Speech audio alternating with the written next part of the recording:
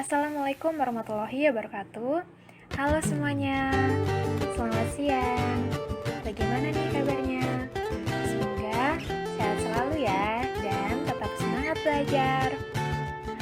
Pada kesempatan kali ini, kami kelompok 3A mata kuliah Matematika SMA yang beranggotakan Hamidah Syahputri dengan NPM 19130211019, Nurrohmah Suherman dengan NPM 19130211021, Yulia Mayasari dengan NPM 19130211023, Syifa Salsabila dengan NPM 19130211049, dan Tri Avriliana dengan NPM 19130211051. Kami akan mempresentasikan video pembelajaran dengan materi peluang. Baiklah teman-teman, kompetensi dasar pada materi kali ini adalah: pertama, KD 3.3 menganalisis aturan pencacahan, yaitu aturan penjumlahan, aturan perkalian, permutasi, dan kombinasi melalui masalah kontekstual. KD 4.3 menyelesaikan masalah kontekstual yang berkaitan dengan kaidah pencacahan yang meliputi aturan penjumlahan, aturan perkalian, permutasi, dan kombinasi. KD 3.4 mendeskripsikan dan menentukan peluang kejadian majemuk yang meliputi peluang kejadian-kejadian saling bebas, saling lepas, dan kejadian bersyarat dari suatu percobaan acak. Dan KD 4.4 menyelesaikan masalah yang berkaitan dengan peluang kejadian majemuk yang meliputi peluang kejadian-kejadian saling bebas, saling lepas, dan kejadian bersyarat.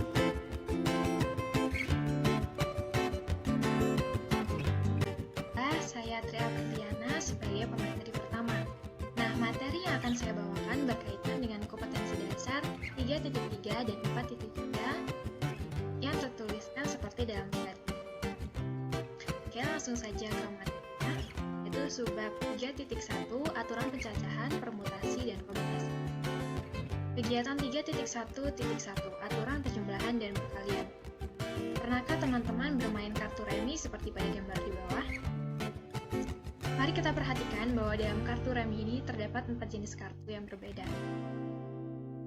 Itu untuk baris pertama ini disebut dengan club atau agar lebih mudahnya kita simbolkan C, kemudian pada baris kedua disebut dengan spade atau agar lebih mudahnya kita simbolkan dengan S, dan baris ketiga ini disebut dengan heart atau kita simbolkan dengan H, dan baris keempat ini disebut dengan diamond atau supaya lebih mudah kita simbolkan dengan D. Perhatikan bahwa dalam satu jenis terdapat 13 kartu, yaitu H, 2, 3, 4, 5, 6, 7, 8, 9, 10, check, atau kita simbolkan dengan C, Queen, kita simbolkan dengan Key, dan King kita simbolkan dengan K. Dan tadi untuk H itu kita simbolkan dengan A. Nah, karena terdapat 4 jenis kartu, maka total seluruh kartu remi adalah 52 kartu tanpa kartu joker. Selanjutnya, dengan menggunakan kartu remi tadi, amatilah pengambilan kartu beserta banyaknya cara pengambilannya seperti pada tabel 3.1.1. Kegiatan yang pertama yaitu mengambil satu kartu H. Oke, selanjutnya, mari kita lihat bahwa dalam kartu remi itu terdapat 4 kartu H, yaitu AC, AS, AH, dan AD. AC ini adalah H club, AS H spade, AH H heart, dan AD itu adalah H diamond. Nah, artinya ketika kita mengambil satu kartu H, itu kemungkinannya akan terambil kartu AC, atau mungkin kartu AS, atau mungkin kartu AH, atau mungkin kartu AD. Nah, dari sini kita dapat mengetahui bahwa banyaknya cara pengambilannya ada 4. Selanjutnya, kegiatan yang kedua yaitu mengambil satu kartu Queen. Kita lihat bahwa dalam kartu remi ini juga terdapat 4 kartu Queen, yaitu IC, IS, IH, dan QD.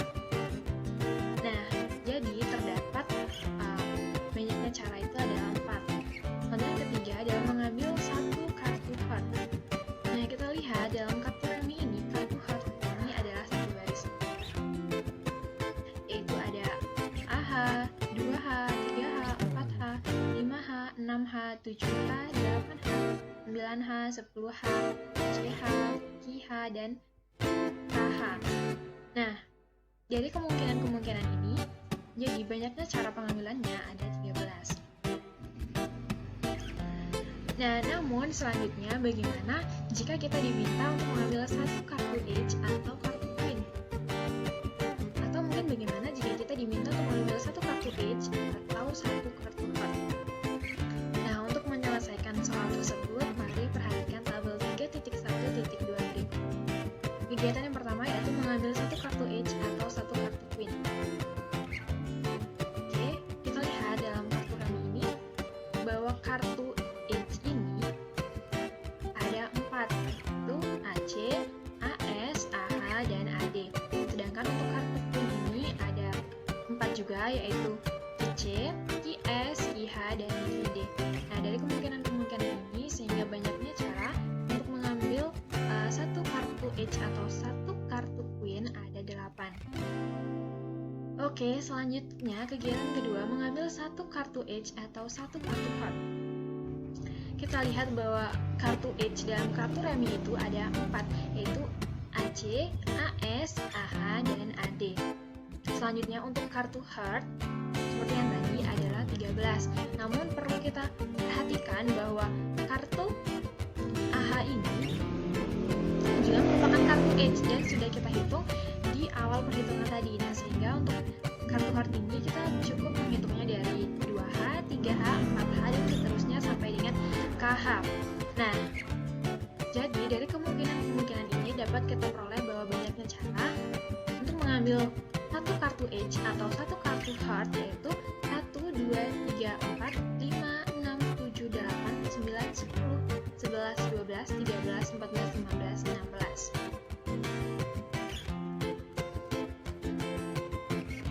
Nah, ini ada pertanyaan yang lebih kompleks lagi ya teman-teman.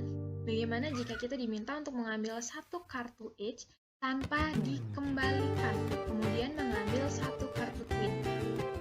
Atau bagaimana jika kita diminta untuk mengambil satu kartu H tanpa dikembalikan, kemudian mengambil satu kartu Heart?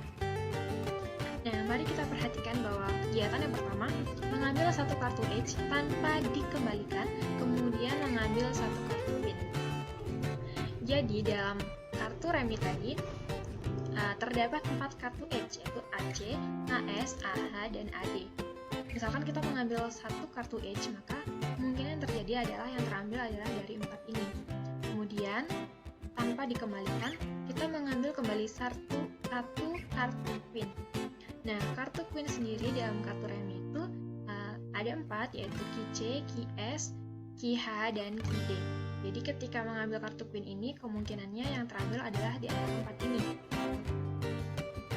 Nah, jadi ketika kita mengambil satu kartu H, misalkan yang terambil adalah AC, maka kemungkinan untuk mengambil kartu Queen itu ada 4. Kita bisa mengambil kartu AC QC, atau mungkin AC QS, atau lain sebagainya. Nah, jadi banyaknya cara untuk mengambil satu kartu H tanpa dikembalikan, kemudian mengambil satu kartu Queen adalah 1, 2, 3, 4, dan seterusnya sampai 16 cara. Oke, cara yang kedua yaitu kegiatan yang kedua mengambil satu kartu H tanpa dikembalikan, kemudian mengambil satu kartu Heart. Untuk caranya sama dengan yang kegiatan yang pertama. Namun yang perlu kita perhatikan di sini bahwa misalkan kita mengambil satu kartu H dan yang terambil adalah AH.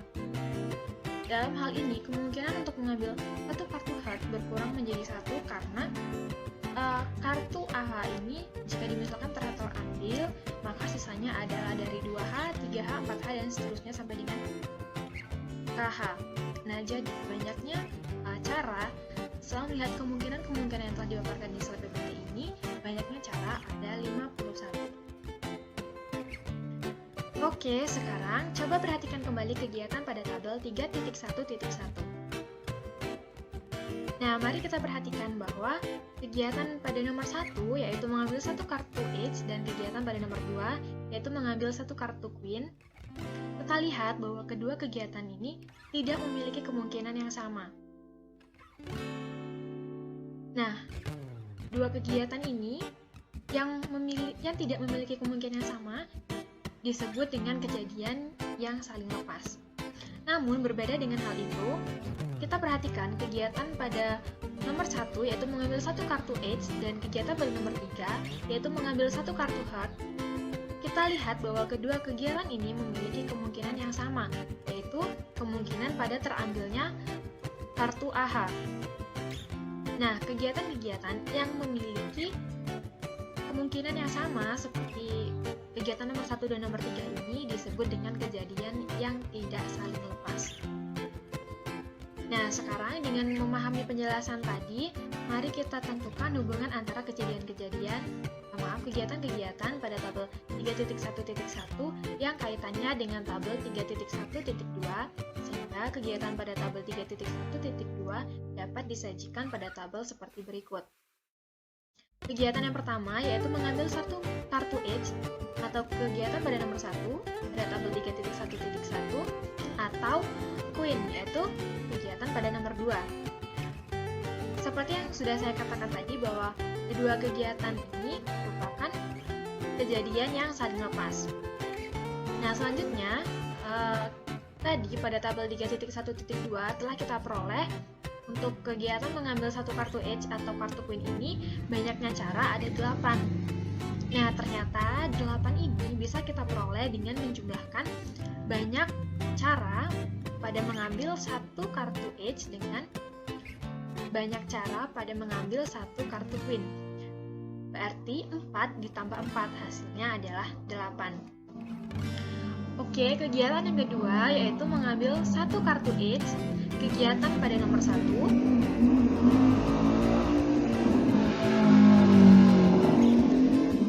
atau satu kartu Heart, kegiatan pada nomor 3. Nah, seperti yang saya katakan tadi bahwa dua kejadian ini merupakan kejadian yang tidak saling lepas. Nah, tadi telah kita peroleh bahwa banyak cara adalah 16, tetapi berbeda dengan kegiatan nomor 1 sebelumnya tadi yang telah kita bahas, bahwa banyaknya cara 16 ini tidak sama dengan banyaknya cara pada kegiatan mengambil satu kartu H ditambah dengan banyaknya cara mengambil satu kartu Heart. Kita lihat bahwa 4 ditambah 13 adalah hasilnya 17 dan ini tidak sama dengan 16. Nah, kenapa bisa terjadi demikian? Silakan teman-teman diskusikan bersama ya. Oke, selanjutnya dengan cara yang sama, mari tentukan hubungan antara kegiatan-kegiatan pada tabel 3.1.1 yang kaitannya dengan tabel 3.1.2. 3.1.3 sehingga kegiatan pada tabel 3.1.3 dapat disajikan seperti pada tabel berikut. Oke, yang pertama adalah banyaknya cara mengambil satu kartu H, kegiatan pada nomor 1 tanpa dikembalikan, kemudian satu kartu Queen, kegiatan pada nomor 2. Nah, seperti yang dikatakan tadi bahwa hubungannya adalah saling lepas. Banyaknya cara telah kita peroleh tadi yaitu 16. Nah, ternyata 16 ini dapat kita peroleh dengan mengalihkan banyaknya cara pada kegiatan mengambil satu kartu H dengan banyaknya cara pada kegiatan mengambil satu kartu Queen. Itu 4 dikalikan dengan 4, hasilnya adalah 16. Selanjutnya, pada kegiatan yang kedua yaitu banyak cara mengambil kartu H, kegiatan nomor 1 tanpa dikembalikan, kemudian satu kartu Heart, kegiatan pada nomor 3. Hubungannya adalah tidak saling lepas. Nah, kemudian dari tabel 3.1.3 tadi kita telah memperoleh banyaknya cara itu adalah 51.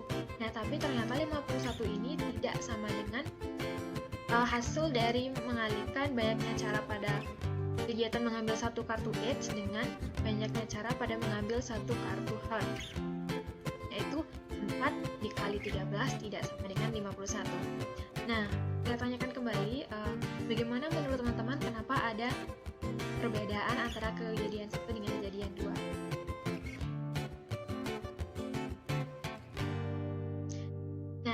Oke, teman-teman, setelah melakukan kegiatan pembelajaran tadi, mari kita simpulkan bersama-sama bahwa yang pertama, apabila kejadian 1 dan kejadian 2 adalah dua kegiatan yang saling lepas dan misalkan kegiatan 1 terjadi dengan N cara dan kegiatan 2 dengan M cara, maka dua kegiatan tersebut terjadi sebanyak M plus N. Aturan ini disebut dengan aturan penjumlahan. Kemudian, kesimpulan yang kedua, apabila kegiatan 1 dan kegiatan 2 adalah dua kegiatan yang saling lepas dan misalkan kegiatan 1 terjadi dengan N cara dan kegiatan 3 dengan M cara, maka kegiatan yang diperoleh dari melakukan kegiatan 1 kemudian dilanjutkan dengan kegiatan 3, maka kegiatan ini akan terjadi sebanyak MN. Nah, aturan ini disebut dengan aturan perkalian. Nah, dapat kita lihat bersama-sama bahwa poin penting agar aturan penjumlahan dan perkalian ini dapat diterapkan yaitu bahwa harus terjadi kejadian yang saling lepas. Nah, ternyata aturan perkalian dan penjumlahan ini dapat diperluas sebanyak N kegiatan yang saling lepas.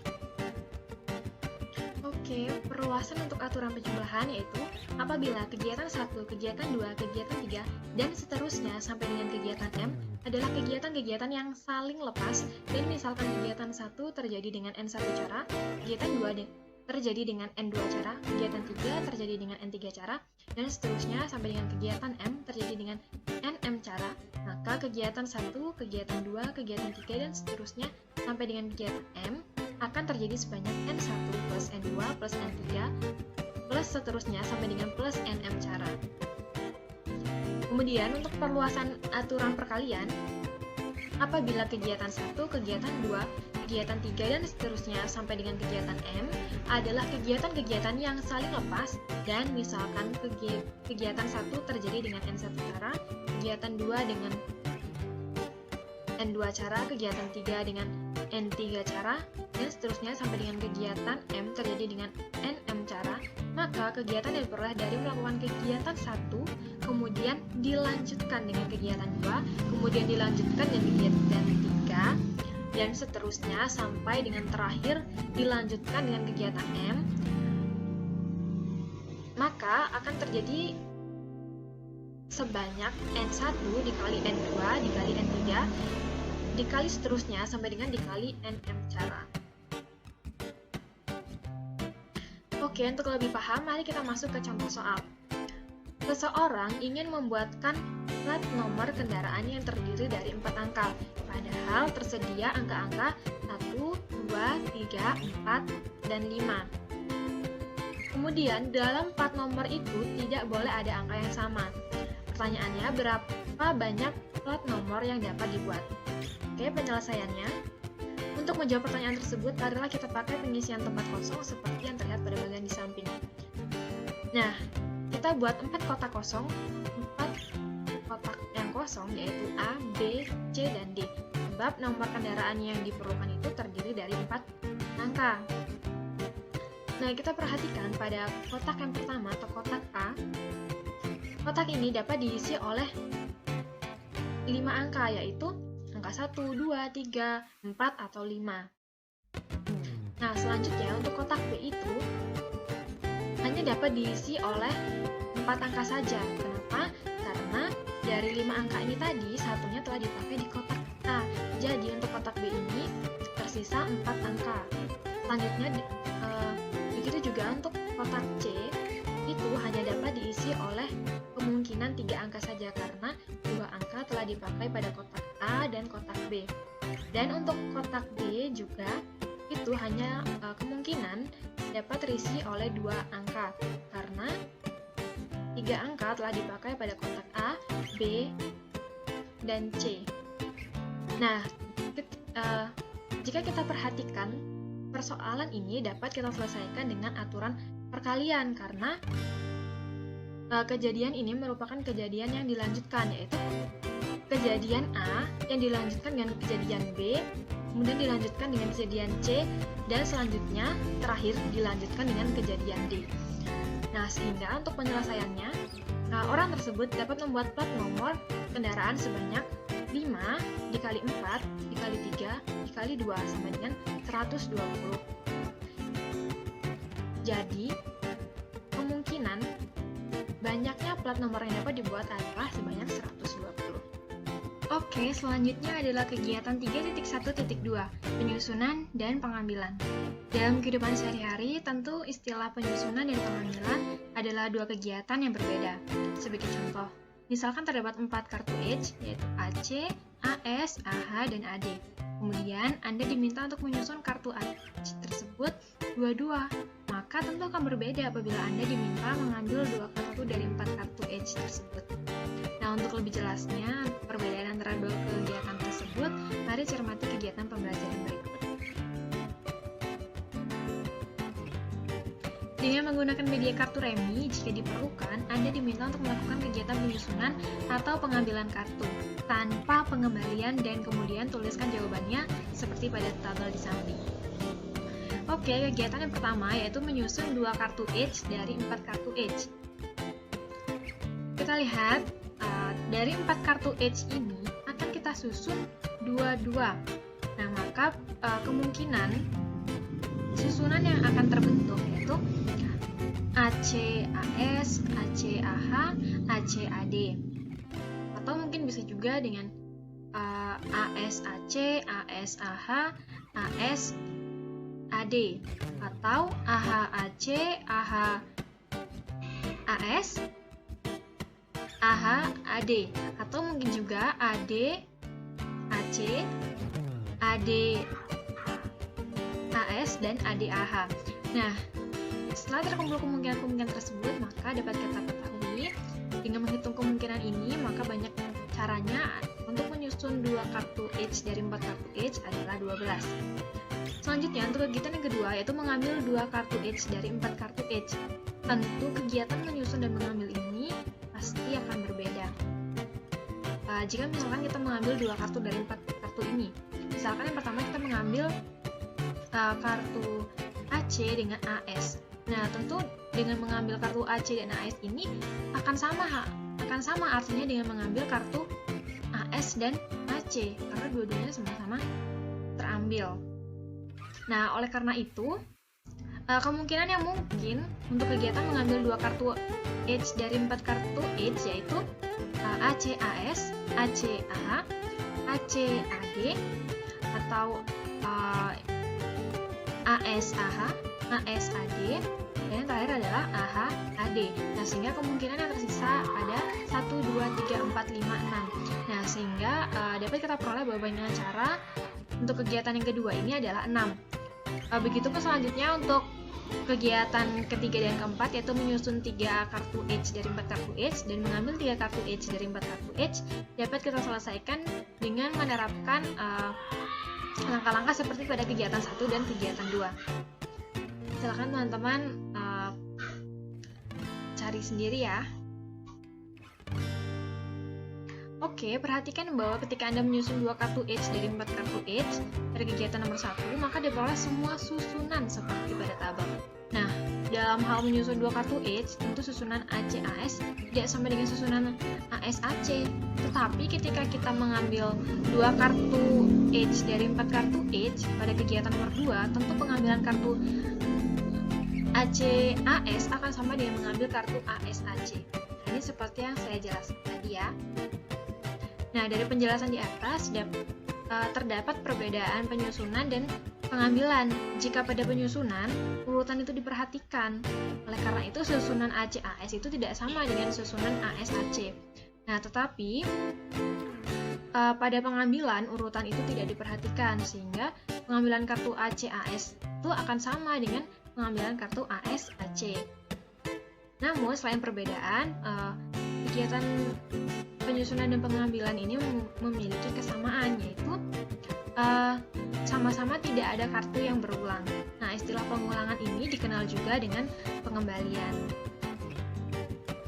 Penyusunan 2 kartu H dari 4 kartu H merupakan contoh dari permutasi 2 unsur dari 4 unsur. Ini dinotasikan dengan permutasi 42. Seperti ini ya notasinya.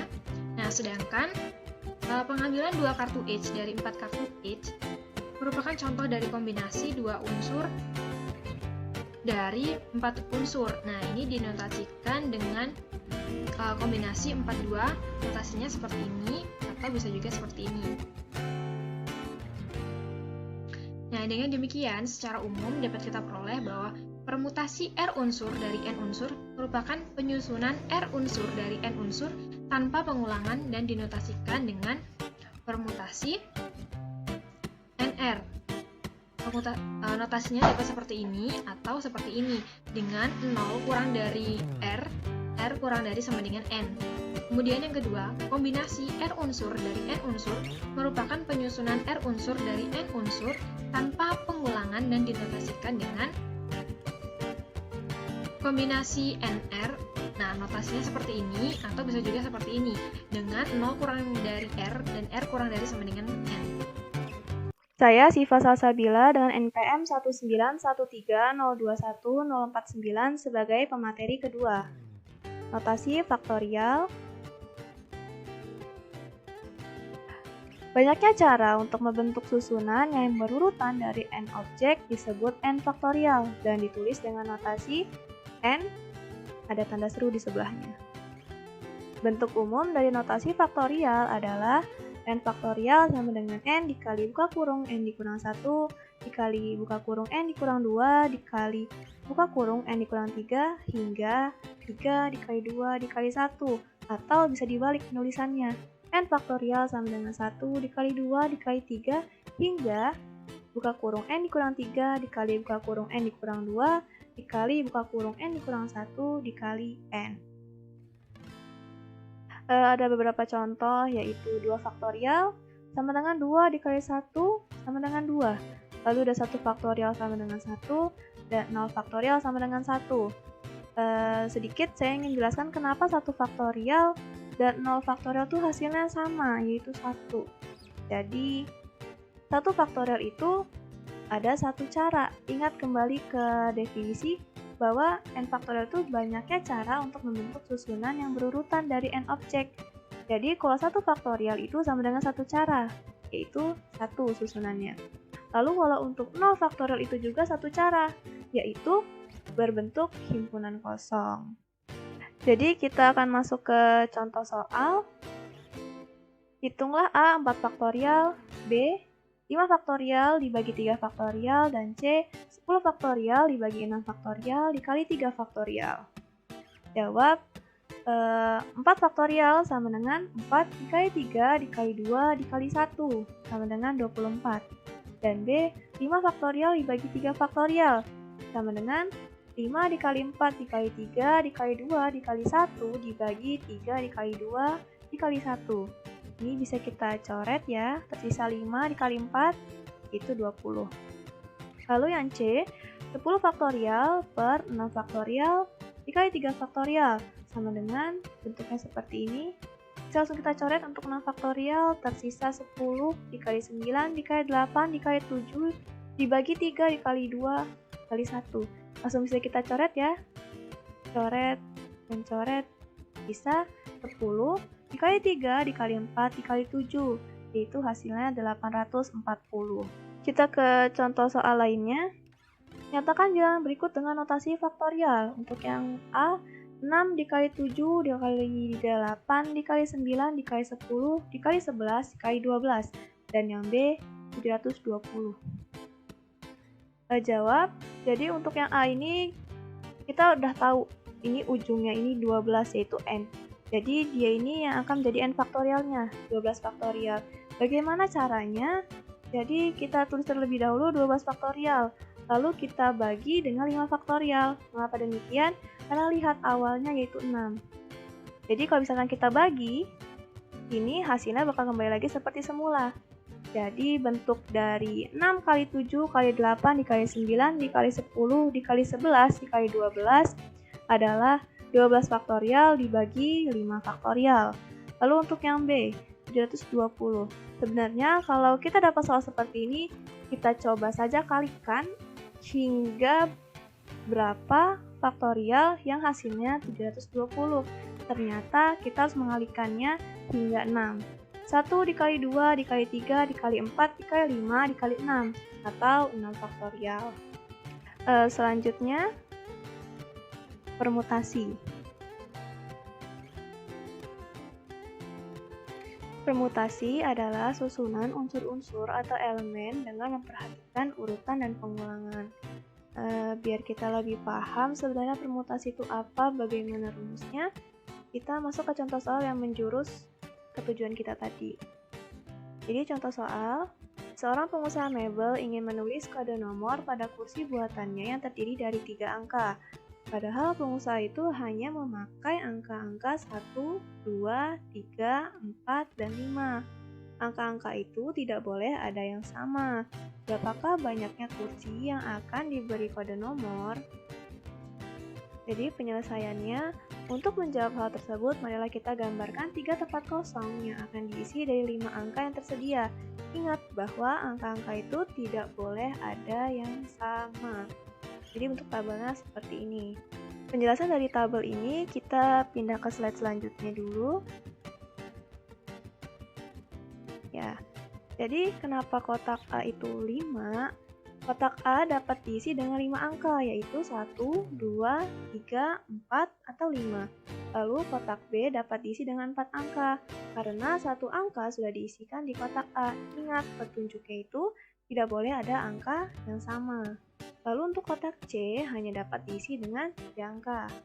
Sehingga banyaknya kursi yang akan diberi kode adalah 5 dikali 4 dikali 3, yaitu 60 kursi.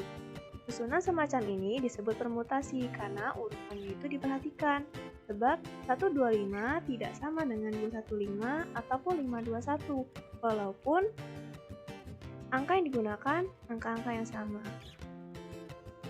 Permutasi pada contoh ini disebut permutasi 3 unsur dari 5 unsur dan dinotasikan dengan P53 seperti pada PowerPoint ini. Bentuknya seperti ini, bisa seperti ini, bisa juga seperti ini, sehingga permutasi 3 unsur dari 5 unsur adalah 5 dikali 4 dikali 3. Ternyata itu membentuk pola. Bisa diperhatikan di baris kedua ini, 5 dikali buka kurung 5 dikurang 1 dikali buka kurung 5 dikurang 2 sama dengan 5 dikali buka kurung 5 dikurang 1 dikali 5 dikurang 3 ditambah 1. Perhatikan 3 ini merupakan unsur dari permutasi yang ditanyakan. Kenapa sih kita bentuk menjadi seperti ini? Alasannya karena kita ingin menemukan sebenarnya rumus permutasi itu yang seperti apa, dan akan dijelaskan di slide berikutnya. Secara umum dapat diperoleh kesimpulan sebagai berikut. Banyaknya permutasi R unsur dari N unsur dinotasikan sama dengan N dikali buka kurung N dikurang 1 dikali buka kurung N dikurang 2 dikali buka kurung N dikurang 3 hingga buka kurung N dikurang R ditambah 1. Nah, kita tuh pengen menyederhanakan bentuk persamaan ini. Kita itu ingin menuju ke N faktorial. Jadi bisa kita tulis kembali persamaannya, lalu kita beri pengalinya.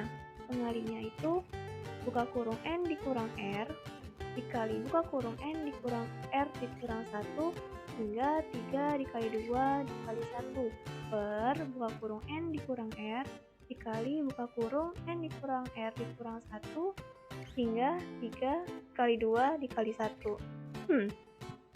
Kenapa kita pilih pengali yang seperti ini?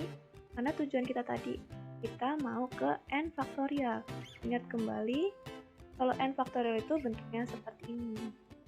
Nah, jadi kita kalikan saja bentuk yang jadi seperti ini. Perhatikan bahwa bentuk ini itu sama dengan N faktorial. Itu sama.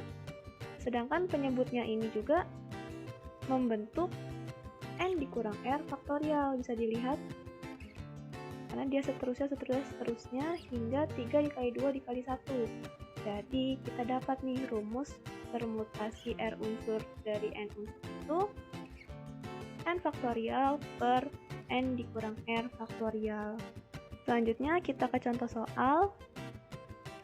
Contoh soal yang pertama, Tentukan nilai dari permutasi 3 unsur dari 8 unsur, lalu yang B permutasi 4 unsur dari 4 unsur. Jadi jawab permutasi 3 unsur dari 8 unsur sama dengan, ingat rumus permutasi yang sudah kita dapatkan tadi, n faktorial per 2 kurung n dikurang r faktorial. Jadi 8 faktorial per 8 dikurang 3 faktorial sama dengan 8 faktorial per 5 faktorial. Bisa dilihat di sini. Bisa kita coret ya. Jadi tersisa 8 dikali 7 dikali 6 yaitu 336. Lalu yang B permutasi 4 unsur dari 4 unsur sama dengan 4 faktorial per 4 dikurang 4 faktorial sama dengan 4 faktorial per 0 faktorial sama dengan 4 dikali 3 dikali 2 dikali 1 per 1 sama dengan 24. Nah, kita ke contoh soal yang kedua. Tentukan nilai n bila permutasi 2 unsur dari n dikurang 1 unsur sama dengan 20. Penyelesaiannya, permutasi 2 unsur dari n dikurang 1 unsur sama dengan 20. Kita ubah ke bentuk permutasinya, masukkan ke rumusnya. Jadi bentuknya seperti ini. N-nya kan n dikurang 1 dan R-nya 2. Jadi n-1 faktorial per n dikurang 1 dikurang 2 faktorial sama dengan 20. Jadi n dikurang 1 faktorial per n dikurang 3 faktorial sama dengan 20. Lalu kita urai. Kita lihat di sini ini sama. Jadi kita bagi saja dan tersisa n dikurang 1 dikali n dikurang 2 sama dengan 20. Lalu kita kalikan. Jadi n pangkat 2 dikurang 2n dikurang n ditambah 2 sama dengan 20. Kedua ruas kita kurangkan dengan 20. Jadi n pangkat 2 dikurang 3n dikurang 18 sama dengan 0. Lalu kita faktorkan, n dikurang 6 kali n ditambah 3 sama dengan 0. Jadi kita dapatkan n dikurang 6 sama dengan 0 atau n tambah 3 sama dengan 0. Jadi n sama dengan 6 atau n sama dengan negatif 3. Karena n bilangan positif, maka kita pilih n sama dengan 6. Kita ke contoh soal yang ketiga.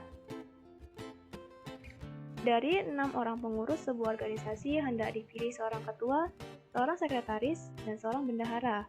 Berapa formasi yang dapat dibentuk dari 6 orang tersebut? Nah, jadi ini bentuknya ini permutasi 3 unsur dari 6 unsur. Jadi 6 faktorial per buka kurung 6 dikurang 3 faktorial sama dengan 6 faktorial dibagi 3 faktorial sama dengan bentuknya seperti ini. Lalu kita bagi, tersisa 6 dikali 5 dikali 4 sama dengan 120. Selanjutnya kita ke kombinasi. Kombinasi adalah susunan atau elemen dengan tidak memperhatikan urutannya. Di sini letak perbedaannya dengan permutasi. Permutasi memperhatikan urutan, sedangkan kombinasi tidak memperhatikan urutan. Nah, supaya lebih paham sebenarnya kombinasi itu apa, rumusnya gimana, kita masuk ke contoh soal untuk merujuk ke tujuan kita. Jadi contoh soalnya, dari himpunan dengan jumlah anggota 4, yaitu A, B, C, D, ada berapa cara kita dapat memilih himpunan bagian yang jumlahnya anggotanya itu 2 buah. Penyelesaian, untuk memilih himpunan bagian dengan 2 anggota dari himpunan tersebut, kemungkinannya adalah AB, AC, AD, BC, BD, CD. Jadi ada 6 cara. Bila himpunan-himpunan bagian itu dipermutasikan, maka hasilnya dapat dilihat pada tabel di slide selanjutnya. Jadi sebelum kita ke slide selanjutnya, kemungkinannya ini ada 6 dan ini adalah kombinasi. Karena susunannya itu tidak memperhatikan urutannya. Nah, bisa dilihat di tabel kombinasinya ada 6. Sedangkan permutasinya ada 12. Karena permutasi itu memperhatikan urutan, jadi dia bolak-balik AB, BA, AC, CA, seperti itu. Permutasinya masing-masing 2 faktorial. Jadi kombinasi 2 unsur dari 4 unsur itu 6, permutasi 2 unsur dari 4 unsur itu 12, permutasi 2 unsur dari 4 unsur itu sama dengan 6 dikali 2 faktorial. Kesimpulan dari tabel di atas adalah kombinasi 2 unsur dari 4 unsur itu sama dengan 6, permutasi 2 unsur dari 4 unsur itu sama dengan 6 dikali 2 faktorial. Jadi, permutasi 2 unsur dari 4 unsur itu sama dengan kombinasi 2 unsur dari 4 unsur dikali dengan 2 faktorial. Selanjutnya, secara umum dapat ditulis permutasi R unsur dari N unsur sama dengan kombinasi R unsur dari N unsur dikali R faktorial. Nah, bisa dilihat bahwa di sini 2 ini sebenarnya dia adalah R. Nah, dari sini kita bisa menemukan rumus dari kombinasi. Kombinasi R unsur dari N unsur sama dengan permutasi R unsur dari N unsur dibagi R faktorial. Nah, masukkan rumusnya, rumus permutasi dibagi R faktorial sama dengan N faktorial dibagi buka kurung N dikurang R faktorial dikali R faktorial. Jadi, kombinasi R unsur dari N unsur sama dengan N faktorial dibagi buka kurung N dikurang R faktorial dikali R faktorial. Untuk R kurang dari N, kurang dari sama dengan N. Mengapa demikian? Jadi, kalau misalkan R itu lebih besar dari N, maka N dikurang R ini hasilnya bakal negatif. Sedangkan bentuk N faktorial itu sendiri, N-nya bilangan positif. Kombinasi R unsur dari N unsur itu bisa dilambangkan dengan bentuk seperti ini. Ini maaf ada kesalahan tulisan. Yang benar adalah kombinasi R unsur dari N unsur. Sekarang kita masuk ke contoh soal. Contoh soal yang pertama, hitunglah kombinasi 3 unsur dari 7 unsur. Yang B, kombinasi 2 unsur dari 7 unsur dikali kombinasi 1 unsur dari 5 unsur. Penyelesaian kombinasi 3 unsur dari 7 unsur sama dengan, ingat rumus kombinasi yang sudah kita temukan, yaitu N faktorial dibagi R faktorial buka kurung N dikurang R faktorial. Jadi di sini 7 faktorial per 3 faktorial buka kurung 7 dikurang 3 faktorial sama dengan 7 faktorial per 3 faktorial dikali 4 faktorial.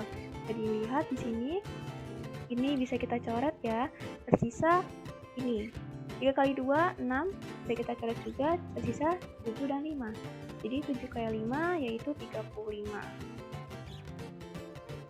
Selanjutnya yang B, kombinasi 2 unsur dari 7 unsur dikali kombinasi 1 unsur dari 5 unsur sama dengan 7 faktorial per 2 faktorial buka kurung 7 dikurang 2 faktorial dikali 5 faktorial per 1 faktorial buka kurung 5 dikurang 1 faktorial. Jadi didapatkan 7 faktorial per 2 faktorial dikali 5 faktorial dikali dengan 5 faktorial per 4 faktorial. Kita lihat di sini, ini bisa kita langsung coret, tersisa 7 kali 6 per 2. Lalu ini bisa kita coret, tersisa 5. Jadi 21 dikali 5 sama dengan 105. Kita lanjut ke soal nomor 2. Suatu tim basket terdiri dari 5 orang yang akan dipilih dari 12 orang. Berapa macam susunan tim basket tersebut dapat dipilih? Jawab, urutan tidak diperhatikan. Jadi merupakan kombinasi 5 orang yang diambil dari 12 orang, yaitu kombinasi 5 unsur dari 12 unsur sama dengan 12 faktorial per 5 faktorial buka kurung 12 dikurang 5 faktorial sama dengan 12 faktorial per 5 faktorial dikali 7 faktorial. Jadi lihat di sini langsung bisa kita coret, tersisa ini lalu kita bagi dan sisa 12 dikali 11 dikali 3 dikali 2 sama dengan 792. Jadi pengambilan 5 orang pemain dari 12 orang calon pemain dilakukan dengan 792 cara. Nama saya Yulia Mesari dengan NPM 19130211023. Saya sebagai pemateri ketiga. Sebelumnya telah dibahas beberapa contoh tentang kombinasi. Maka, secara umum dapat kita simpulkan bahwa banyaknya kombinasi dari N unsur yang berbeda dengan setiap pengambilan R unsur, yaitu rumusnya permutasi R unsur dari N unsur per R faktorial sama dengan N faktorial per N kurang R faktorial dikali dengan R faktorial. Selanjutnya, kita akan menentukan rumus permutasi dengan beberapa unsur yang sama. Pada pembahasan sebelumnya telah dibahas cara menemukan rumus permutasi N unsur, yaitu permutasi N unsur dari N, yaitu N faktorial, di mana N unsur itu semuanya berbeda. Namun, bagaimana jika dalam N unsur tersebut terdapat unsur yang sama? Untuk mempelajari lebih dalam, kita perhatikan contoh berikut. Contoh, tentukan banyak susunan yang diperoleh dari 3 huruf A, 2 huruf B, dan 1 huruf C. Masalah ini dipandang sebagai masalah meletakkan 3 huruf A, 2 huruf B, dan 1 huruf C ke dalam 6 tempat yang berbeda. 6 tempat ini diperoleh dari 3 huruf A ditambah 2 huruf B ditambah 1 huruf C, di mana penempatan ini memiliki syarat yaitu setiap tempat tepat terisi 1 huruf. Kita misalkan 6 tempat ini sebagai 6 kotak seperti yang ada pada layar. Maka, masalah ini dapat diselesaikan dengan beberapa langkah. Pertama, kita letakkan 3 huruf A ke dalam 6 kotak yang tersedia. Ini sama dengan kita mencari kombinasi 3 unsur dari 6 unsur. Lalu yang kedua, karena 3 kotak telah terisi, maka kita akan meletakkan 2 huruf B ke dalam 3 kotak yang tersisa. Ini berarti sama dengan kombinasi 2 unsur dari 3 unsur. Dan yang terakhir, kita letakkan 1 huruf C ke dalam 1 kotak yang tersisa. Yang banyaknya itu sama dengan kombinasi dari 1 unsur dari 1 unsur. Lalu dengan aturan perkalian, kita akan memperoleh banyak susunan dari 3 huruf A, 2 huruf B, dan 1 huruf C, yaitu kombinasi 3 unsur dari 6 unsur dikali dengan kombinasi 2 unsur dari 3 unsur, dan dikali lagi dengan kombinasi 1 unsur dari 1 unsur. Maka, berdasarkan rumus yang sudah diperoleh tadi, kalau rumus kombinasi yaitu N faktorial per N kurang R faktorial dikali dengan R diperoleh 6 faktorial per 3 faktorial dikali dengan 3 faktorial. Lalu, dikali lagi dengan 3 faktorial per 2 faktorial dikali 1 faktorial, dikali dengan 1 faktorial per 1 faktorial dikali 0 faktorial. Hasilnya diperoleh 6 faktorial per 3 faktorial dikali 2 faktorial dikali 1 faktorial, maka diperoleh hasilnya 60. Lalu kita akan menurunkan rumus permutasi N unsur yang terdiri dari N1 unsur jenis pertama, N2 unsur jenis kedua, N3 unsur jenis ketiga, sampai dengan NK unsur jenis ke-K. N sama dengan N1 ditambah N2 tambah N3 ditambah sampai dengan NK. Untuk menentukan masalah banyak permutasi ini, masalah ini dipandang sebagai masalah meletakkan N1 unsur jenis pertama, N2 unsur jenis kedua, N3 unsur jenis ketiga, sampai dengan NK unsur jenis ke-K ke dalam N tempat berbeda, yaitu dengan syarat setiap tempat tepat terisi 1 huruf. Kita misalkan N tempat ini sebagai N kotak seperti yang terlihat pada layar. Maka, masalah ini dapat kita selesaikan dengan beberapa langkah seperti contoh yang tadi. Yang pertama, kita letakkan N1 unsur jenis pertama ke dalam N kotak yang tersedia. Ini berarti sama dengan kombinasi N1 cara dari N cara dan tersisa N kurang N1 kotak. Lalu kita letakkan N2 unsur jenis kedua ke dalam N kurang N1 kotak yang tadi tersisa. Maka terdapat sebanyak kombinasi N2 dari N kurang N1 cara dan tersisa N kurang N1 kurang N2 kotak. Selanjutnya kita letakkan N3 unsur jenis ketiga ke dalam N kurang N1 kurang N2 kotak yang tersisa tadi, sehingga terdapat sebanyak kombinasi N3 dari N kurang N1 kurang N2 cara. Kemudian, dilanjutkan dengan peletakan N4 unsur jenis keempat, dan seterusnya, hingga terakhir kita meletakkan NK unsur jenis ke-K ke dalam N kurang N1 kurang N2 dikurang N3 dikurang sampai NK kurang 1, dimana hasil tadi itu merupakan NK kotak yang tersisa dengan kombinasi NK dari N kurang N1 kurang N2 kurang N3 sampai dengan dikurang NK kurang 1 cara.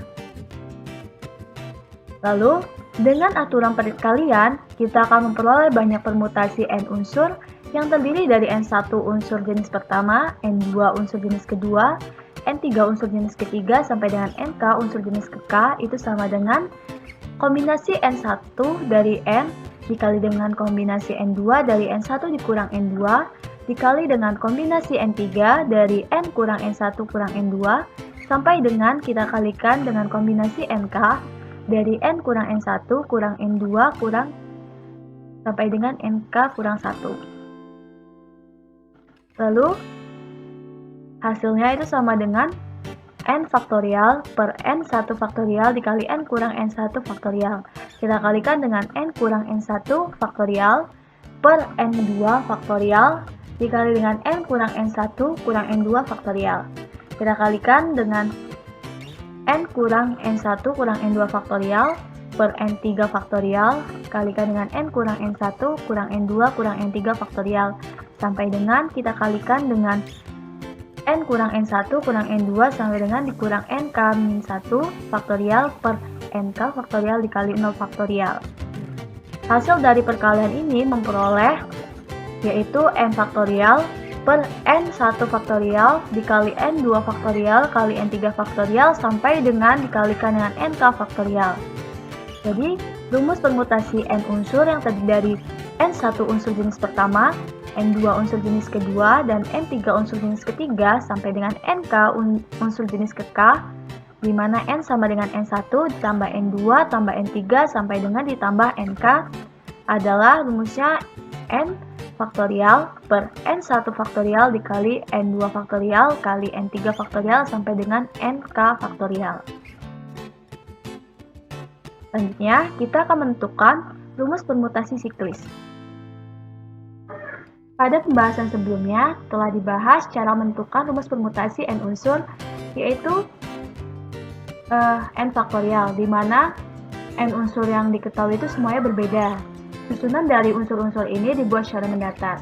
Sebagai contoh, apabila kita ingin menyusun 3 unsur yaitu A, B, C, maka susunannya itu sebanyak 3 faktorial yaitu N-nya itu 3. Jadi 3 faktorial sama dengan 3 dikali 2 kali 1 hasilnya 6 cara. Untuk penyusunannya itu seperti pada tabel yang terlihat.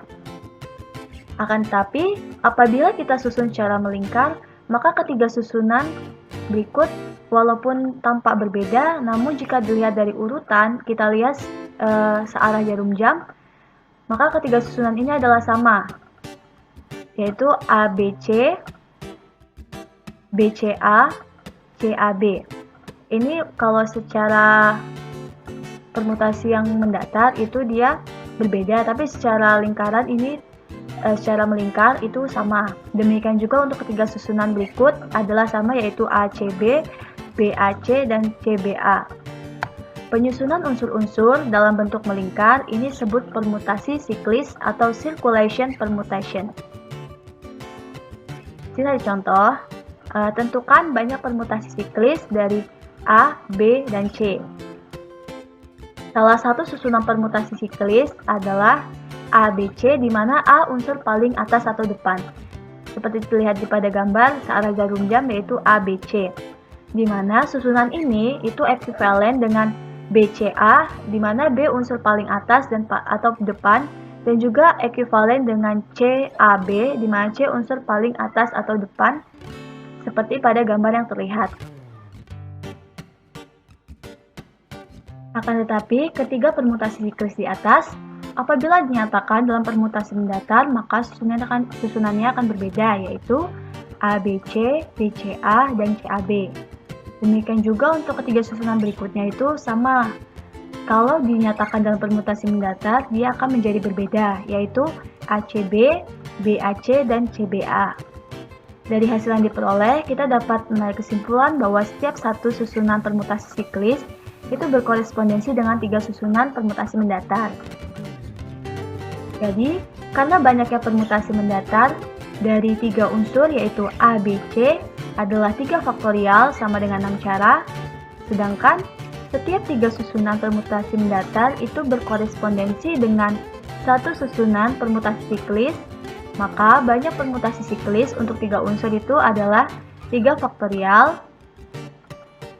per 3, karena tiap satu susunan permutasi siklis itu berkorespondensi dengan 3 susunan permutasi mendatar, di mana 3 faktorial ini yaitu 3 kali 2 kali 1. Karena dibagi 3, maka tersisa tinggal 2 kali 1 atau 2 faktorial, hasilnya 2 cara. Nama saya Nurrohmah Suherman dengan NPM 19130211021. Di sini saya sebagai pemateri keempat. Sebelumnya telah dijelaskan mengenai contoh tentang permutasi siklis ABC. Selanjutnya, saya akan menjelaskan mengenai contoh berikutnya, yaitu tentukan banyak permutasi siklis dari 5 unsur. Penyelesaiannya yaitu, misalkan 5 unsur itu diberi nama X1, X2, X3, X4, dan X5, maka salah satu susunan permutasi siklis adalah dengan urutan X1, X2, X3, X4, dan X5, di mana X1 merupakan unsur paling atas atau paling depan, seperti pada gambar. Kemudian, dengan meletakkan unsur paling atas atau paling depannya X2 dan urutannya seperti di samping, yaitu X2, X3, X4, X5, dan X1, maka susunannya menjadi seperti pada gambar, yang ekuivalen dengan susunan sebelumnya. Demikian juga dengan urutan yang sama, tetapi unsur paling atas atau paling depannya X3, yaitu X3, X4, X5, X1, dan X2.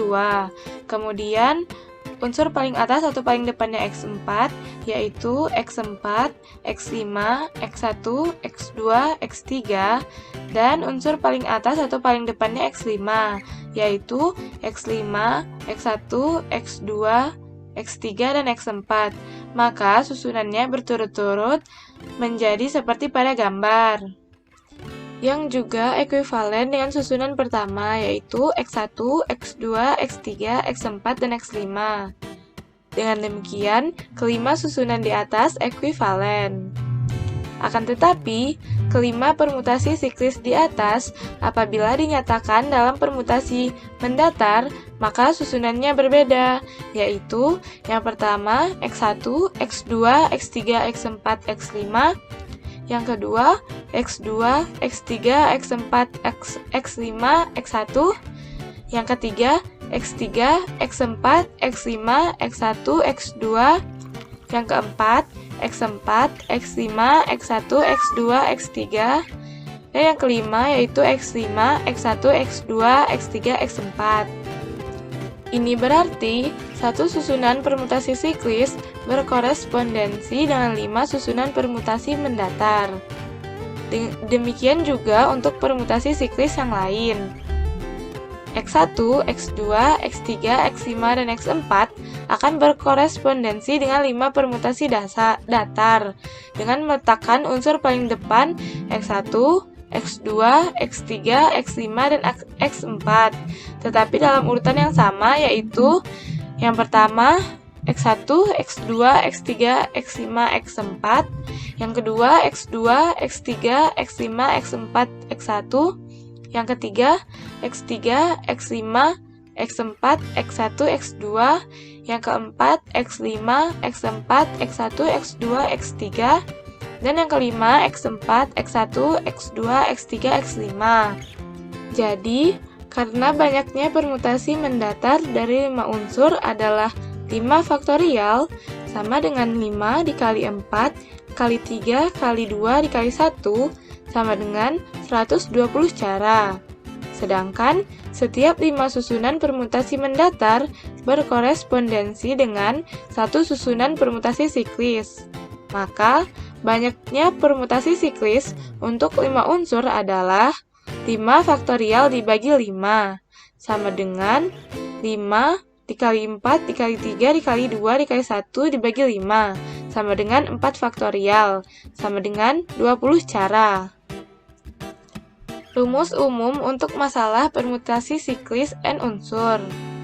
Misalkan, n unsur itu diberi nama x1, x2, x3, hingga xn, maka salah satu susunan permutasi siklis adalah dengan urutan x1, x2, x3, x4, hingga xn, di mana x1 merupakan unsur paling atas atau paling depan, seperti pada gambar. Kemudian, dengan meletakkan unsur paling atas atau paling depan x2, x3, x4, hingga xn, dan urutannya seperti gambar di samping, maka susunannya menjadi seperti pada gambar, yang juga ekuivalen dengan susunan pertama, yaitu x1, x2, x3, hingga xn. Dengan demikian, n susunan di atas ekuivalen. Akan tetapi, n permutasi siklis di atas apabila dinyatakan dalam permutasi mendatar, maka susunannya berbeda, yaitu yang pertama, jika meletakkan unsur paling atas atau paling depan x1, yaitu x1, x2, x3, x4, hingga xn. Kemudian, jika meletakkan unsur paling atas atau paling depan x2, yaitu x2, x3, x4, hingga xn, x1.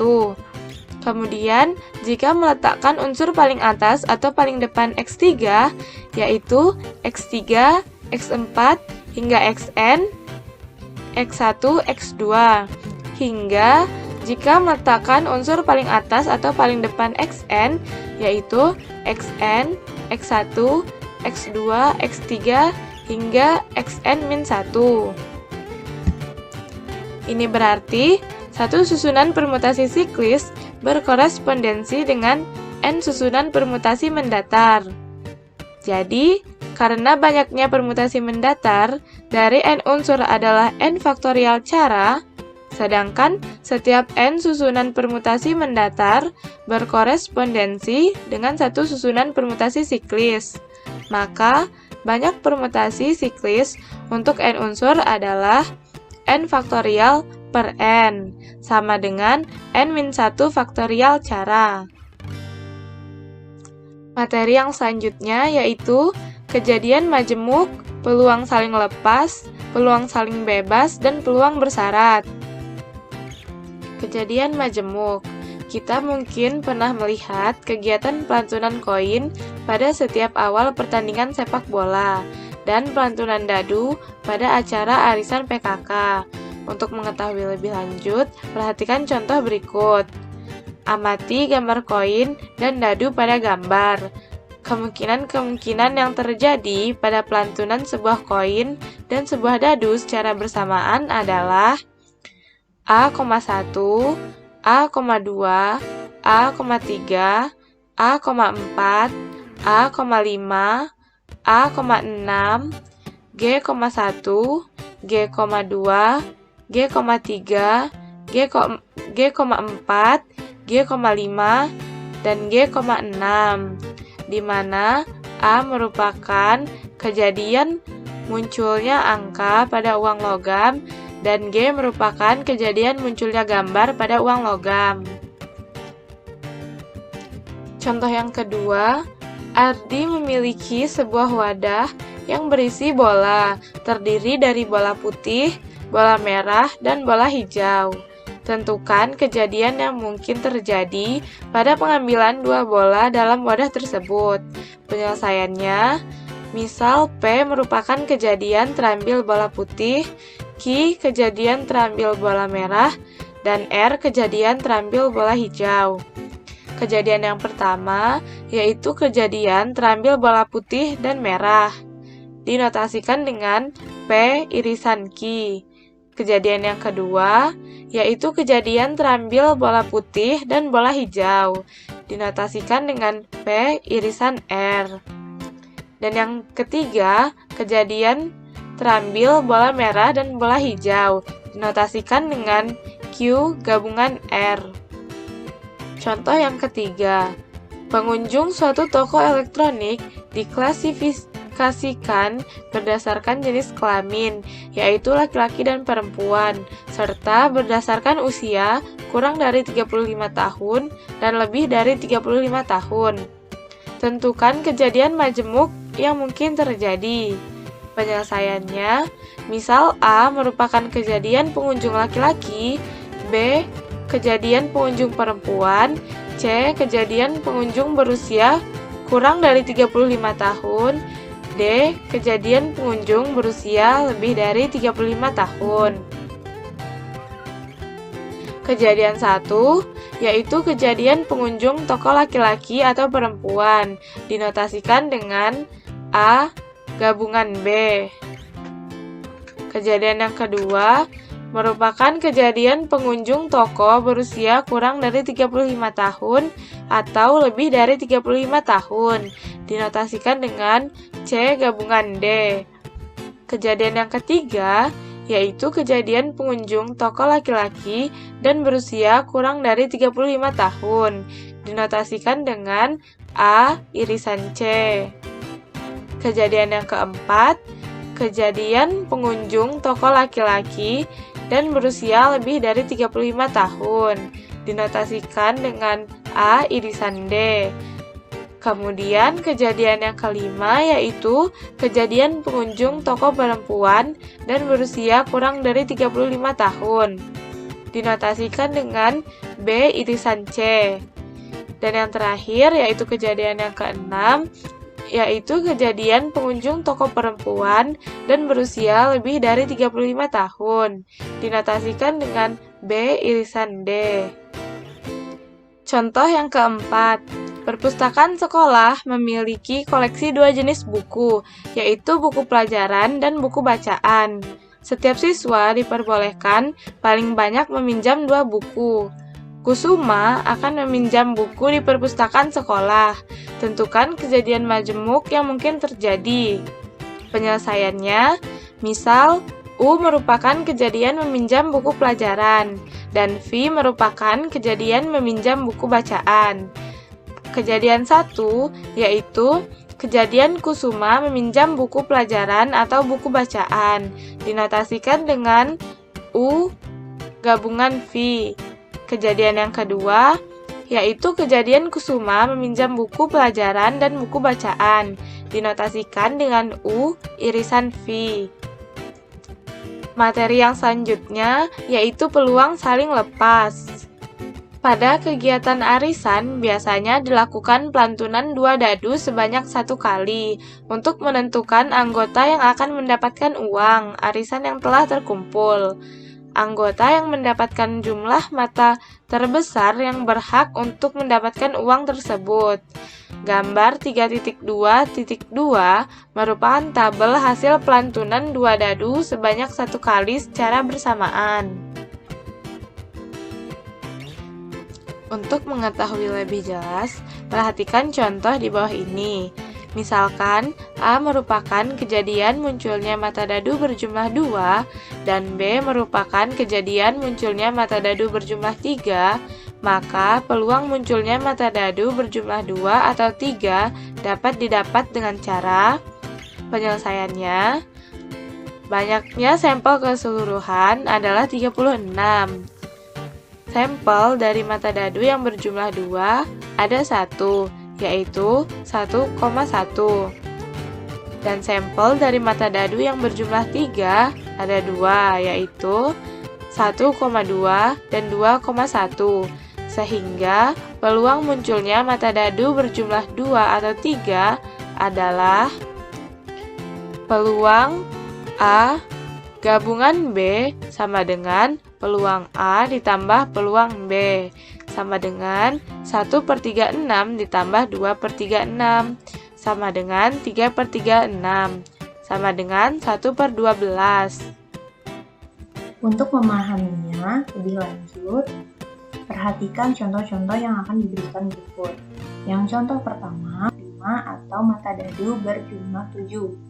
Untuk penyelesaiannya, kita misalkan A adalah kejadian munculnya mata dadu yang berjumlah 5, B adalah kejadian munculnya mata dadu yang berjumlah 7. Kejadian ini merupakan kejadian yang saling lepas, karena munculnya mata dadu berjumlah 5 tidak mungkin bersamaan dengan munculnya mata dadu yang berjumlah 7. Peluang dari kejadian munculnya mata dadu berjumlah 5 atau mata dadu berjumlah 7 didapat dengan cara yang pertama, menentukan banyak sampel keseluruhannya. Banyak sampel keseluruhannya adalah NS sama dengan 36.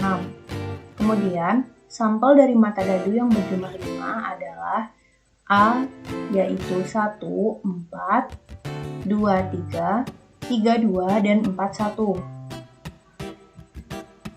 Kemudian, banyaknya sampel mata dadu yang berjumlah 5 adalah NA sama dengan 4. Sampel mata dadu yang berjumlah 7 adalah B sama dengan 1, 6, 2, 5, 3, 4, 4, 3, 5, 2, dan 6, 1. Maka banyaknya sampel mata dadu yang berjumlah 7 adalah MB sama dengan 6.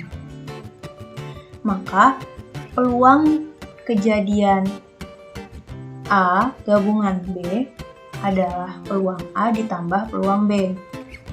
Peluang A adalah NA per NS, dengan NA sama dengan 4 dan NS sama dengan 36. Maka peluang A adalah 4 per 6. Ditambah peluang B yaitu 6 per 36. Maka hasilnya adalah 10 per 36. Kemudian disederhanakan maka akan menjadi 5 per 18. Jadi, peluang munculnya mata dadu yang berjumlah 5 atau mata dadu yang berjumlah 7 pada pelantunan 2 dadu sebanyak 1 kali secara bersamaan adalah 5 per 18. Untuk contoh berikutnya adalah seorang manajer suatu perusahaan mengambil sebuah berkas lamaran pekerjaan secara acak untuk diperiksa dari 15 berkas yang diajukan oleh 10 lulusan PTN dan 5 lulusan dari PTS. Para pelamar yang mengajukan terdapat 3 pelamar yang memiliki pengalaman kerja kurang dari 2 tahun, 7 pelamar memiliki pengalaman kerja lebih dari 2 tahun, dan 5 pelamar belum memiliki pengalaman kerja. Tentukan kejadian saling lepas yang mungkin terjadi dan hitunglah peluang dari kejadian saling lepas yang diperoleh tersebut. Penyelesaiannya adalah kita memisalkan dulu kejadian-kejadian yang ada. Misalkan P adalah kejadian pelamar lulusan PTN, Q adalah kejadian pelamar lulusan PTS, R adalah kejadian pelamar memiliki pengalaman kerja kurang dari 2 tahun, S adalah kejadian pelamar memiliki pengalaman kerja lebih dari 2 tahun, dan T adalah kejadian pelamar belum memiliki pengalaman kerja. Untuk itu, kita selesaikan kejadian pertama yang mungkin terjadi adalah pelamar lulusan dari PTN atau lulusan PTS. Maka kejadian tersebut dapat kita notasikan dengan P gabung Q. Kejadian ini merupakan kejadian saling lepas, karena terpilihnya berkas pelamar lulusan PTS tidak mungkin terjadi pada waktu yang sama. Maka peluang dari kejadian terpilihnya berkas pelamar lulusan PTN atau lulusan PTS tersebut didapat dengan cara peluang dari P gabung Q sama dengan peluang P ditambah peluang Q sama dengan 10 per 15. NP-nya adalah 10 dan NS-nya adalah 15. Pelamar dari lulusan PTN tersebut adalah 10, ditambah peluang dari Q, yaitu 5 per 15. Jika dijumlahkan, maka hasilnya sama dengan 1. Jadi, peluang dari kejadian pelamar lulusan PTN atau lulusan PTS adalah 1. Kemudian kejadian berikutnya adalah kejadian kedua, yaitu pelamar memiliki pengalaman kerja kurang dari 2 tahun atau lebih dari 2 tahun. Maka kejadian tersebut kita notasikan dengan R gabung S Seperti itu notasinya. Kejadian ini merupakan kejadian yang sering lepas juga, karena terpilihnya berkas pelamar yang memiliki pengalaman kerja kurang dari 2 tahun dengan pelamar yang memiliki pengalaman kerja lebih dari 2 tahun tidak mungkin terjadi pada waktu yang sama. Maka, peluang dari kejadian tersebut didapat dengan cara peluang dari R gabung S adalah peluang R ditambah peluang S. Maka, peluang R adalah 3/15 dan peluang S adalah 7/15. Maka, jika dijumlahkan, kemudian disederhanakan, peluang dari pelamar yang memiliki pengalaman kerja kurang dari 2 tahun atau lebih dari 2 tahun adalah 2/3. Kejadian berikutnya adalah kejadian ketiga, yaitu pelamar memiliki pengalaman kerja lebih dari 2 tahun atau tidak memiliki pengalaman kerja. Kejadian tersebut kita notasikan sebagai berikut, yaitu S gabung T. Kejadian ini juga merupakan kejadian yang sangat pas karena terpilihnya pelamar yang memiliki pengalaman kerja lebih dari 2 tahun dengan pelamar yang tidak memiliki pengalaman kerja tidak mungkin terjadi pada waktu yang bersamaan. Maka, peluang dari kejadian 3 ini didapat dengan cara, yaitu kita rumuskan peluang dari S gabung T sama dengan peluang S ditambah peluang T. Maka, jika peluang S adalah 7/15 dan peluang T adalah 5/15. Kemudian kita jumlahkan ya menjadi 12/15 dan kemudian bisa kita sederhanakan menjadi 4/5. Jadi, peluang kejadian di mana pelamar memiliki pengalaman kerja lebih dari 2 tahun atau tidak memiliki pengalaman kerja adalah 4/5. Selanjutnya adalah kejadian 4. Pelamar memiliki pengalaman kerja kurang dari 2 tahun atau tidak memiliki pengalaman kerja.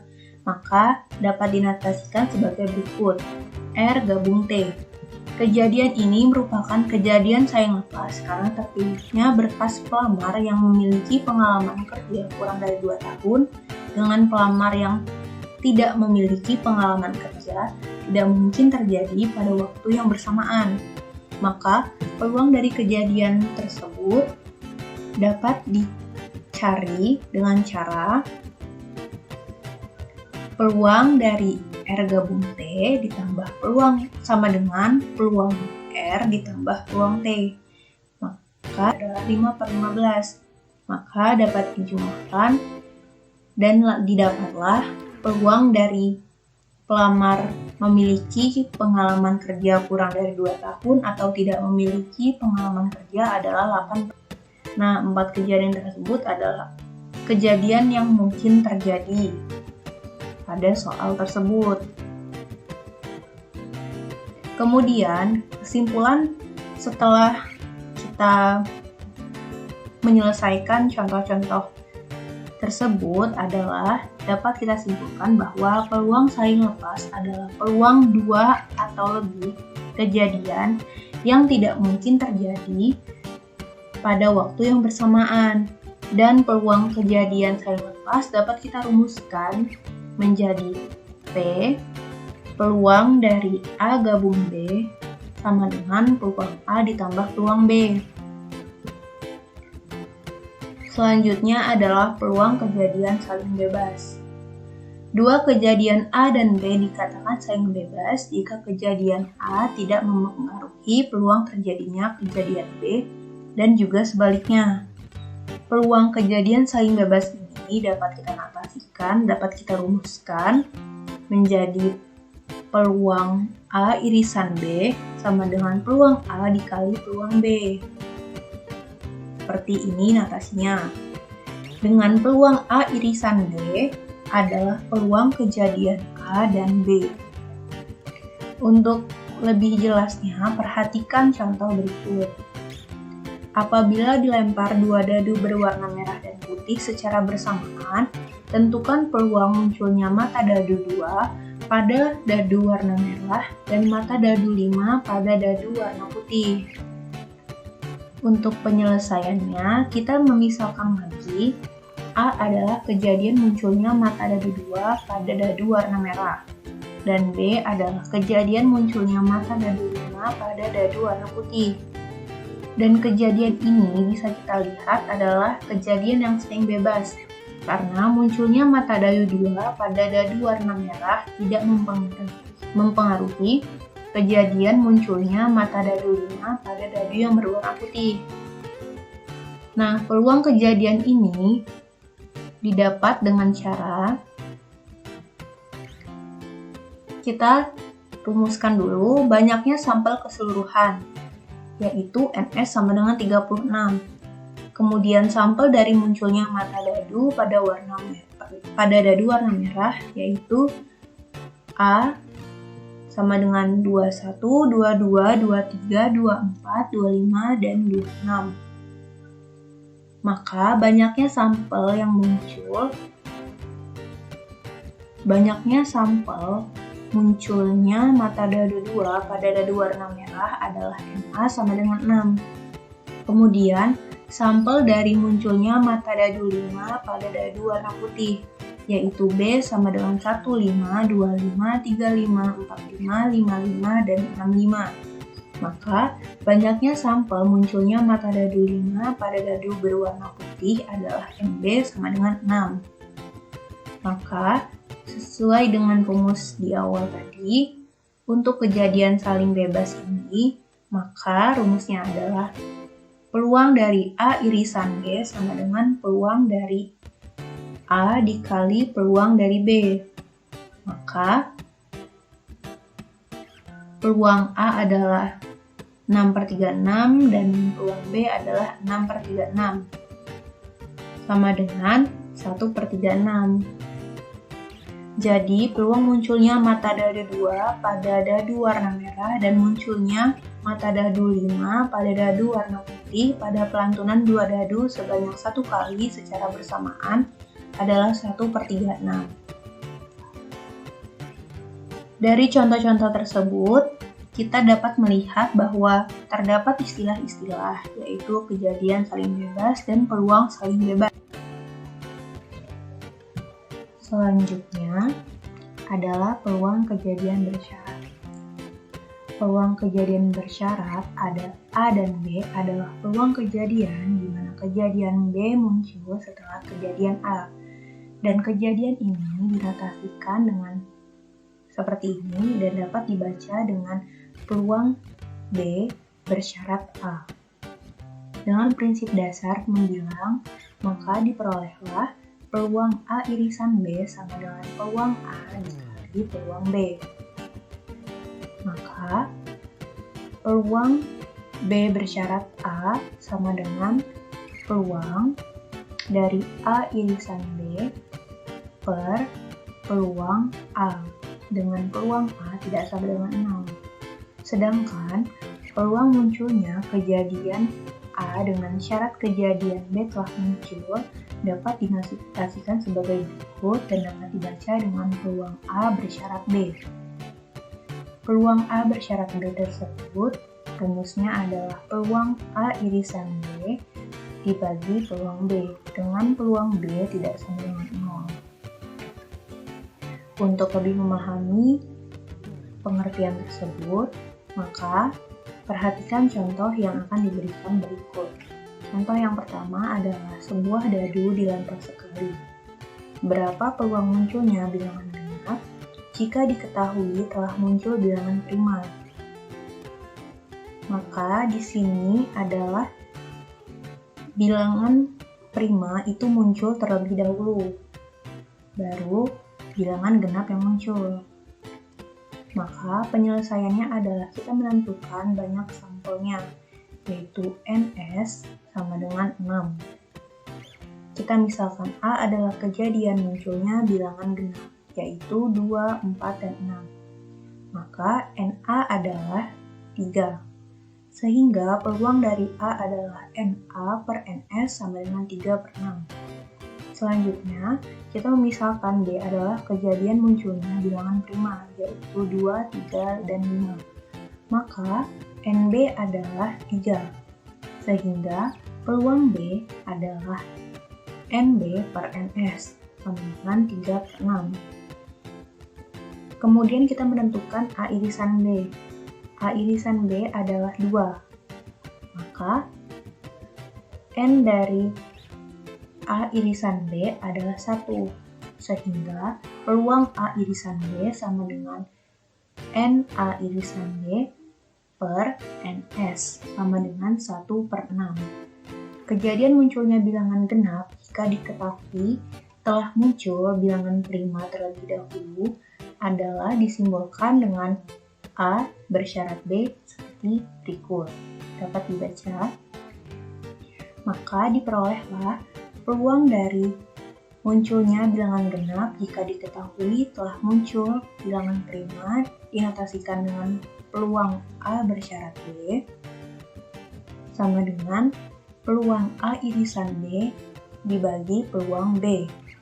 Peluang A irisan B adalah 1 per 6 dan peluang B yang sudah didapat tadi adalah 3 per 6. Maka peluang A bersyarat B adalah 1 per 3. Maka peluang munculnya bilangan genap jika diketahui bilangan prima telah muncul adalah 1 per 3. Contoh selanjutnya adalah apabila diambil 2 kartu secara acak 1 per 1 tanpa pengembalian, peluang terambilnya keduanya kartu hard adalah. Untuk penyelesaiannya, kita memisalkan A adalah kejadian terambilnya kartu hard pada pengambilan pertama, dan B adalah kejadian terambilnya kartu hard pada pengambilan kedua. Kejadian terambilnya kartu hard yang pertama mempengaruhi terambilnya kartu hard yang kedua, sehingga peluang terambilnya keduanya kartu hard adalah peluang A irisan B sama dengan peluang A dikali peluang B bersyarat A. Peluang A adalah 13 per 52 dan peluang B bersyarat A adalah 12 per 51. Maka jika dikalikan, kemudian kita sederhanakan, maka didapatlah 3 per 51. Jadi, peluang terambilnya keduanya kartu hard secara acak 1 per 1 tanpa pengembalian adalah 3 per 51.